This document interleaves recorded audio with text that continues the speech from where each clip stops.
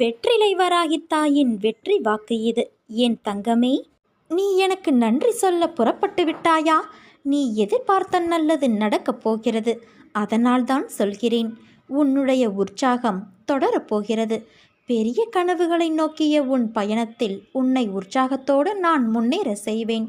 சில கசப்பான மருந்துகள் உடலின் பிரச்சனைகளை சரி செய்வது போல கடந்து போன கசப்பான அனுபவங்கள் உன் வாழ்வை சரி செய்ய உதவும்.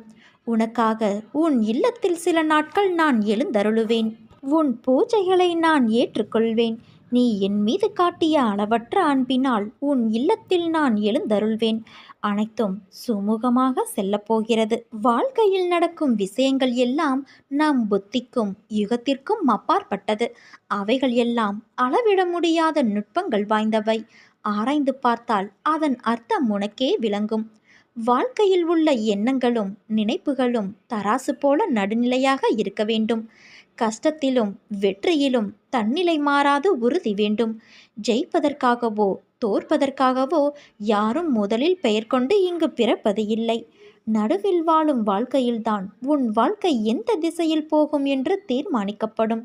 நீ உயரமாய் எழுந்து நின்று வெல்லப் போகிறாய். இது என் சத்திய வாக்கு. நீ ஏன் இப்படி பயப்படுகிறாய்? உன்னில்தான் உன் அன்னையான நான் இருக்கிறேன். உன்னால் என்னை விட்டு எங்கேயும் அசையக்கூட முடியாது. என்றும் நீ என் உயிரில் உருவான பிள்ளையாய் இருப்பாய். உனக்கும் எனக்கும் எந்த பிரிவும் இல்லை. அந்த வார்த்தைக்கு கூட இடம் இல்லை. என்றும் நம் பந்தம் தொடரும் என் குழந்தையே. வாழ்க்கையில் பள்ளமேடு பாரமாய் இருப்பது இயல்புதான். ஆனால் நீயோ மனதில் பாரத்தை வைத்து என்ன கேட்பது என்று அறியாது மரத்து போய் இருக்கின்றாய். மரத்து போன நெஞ்சமாய் நிற்கவா உன்னை உன்னோடு இருந்து நான் அமைதியாக வடிவமைத்து கொண்டு இருக்கிறேன். உன்வசம் பரவி நிற்கும் உன் பண்பு நலன்கள் எப்போதும் நேர்மறையாய் சிந்திக்க என்றும் என்றென்றும் நான் உன் அம்மா உன்னோடு இருப்பேன். உன் அன்பின் ஆழத்தையும் பக்தியின் தூய்மையையும் பலத்தையும் விசுவாசத்தையும் எவ்வளவு உன்னதமானது என்பதை நான் அறிவேன். நீ என் பரிபூரண அருளும் அன்பும் பெற்ற என் செல்ல குழந்தை. உன்னை விட்டு நான் விலகுவதும் இல்லை.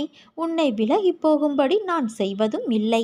ஏமாற்றங்கள் விரக்தி என எதிர்மறையாய் உன்னை சூழ்கிறது என்று நினைக்கிறாயா? கவலை கொள்ளாதே.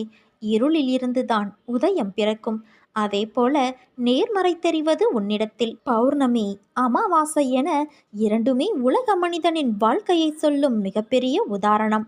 பௌர்ணமியிலிருந்து அமாவாசை வருகிறதா அல்லது அமாவாசையிலிருந்து பௌர்ணமியா என்று நிர்ணயித்து சொல்ல முடியாது. இரண்டுமே ஒரே கால கணக்குத்தான். வளர்பிறை தேய்பிறை என்று. அவற்றைப் போலவே மனிதன் முன்னேறுகிற காலமும் இருக்கும், சறுக்குகின்ற காலமும் இருக்கும். இரண்டும் காலங்கள் நிர்ணயிக்கப்பட்ட விதி. அதுதான் உன் வாழ்க்கையில் நடக்கிறது. உன் வழிகள் கண்டும் நான் எப்படி அதை எடுத்துக்கொள்ளாமல் இருப்பேன்? எல்லாம் நன்மைக்கே என்று நம்பு. உன் நம்பிக்கையும் பொறுமையும் தான் வாழ்க்கையை வெற்றி என்னும் திசையில் பயணிக்க வைக்கும். நீ எல்லா செல்வ வளங்களையும் பெற்று சீரும் சிறப்புமாய் நல்ல பெயரோடு வாழப்போகிறாய். நீ சிந்தும் கண்ணீர் துளி ஒவ்வொன்றையும் நான் பார்த்து கொண்டே இருக்கின்றேன். நீ எதற்காகவும் கவலைப்படாதே. உன் அன்னையான நான் உன்னோடு தானே இருக்கிறேன். பிறகு வீணான பயம் எதற்கு உனக்கு?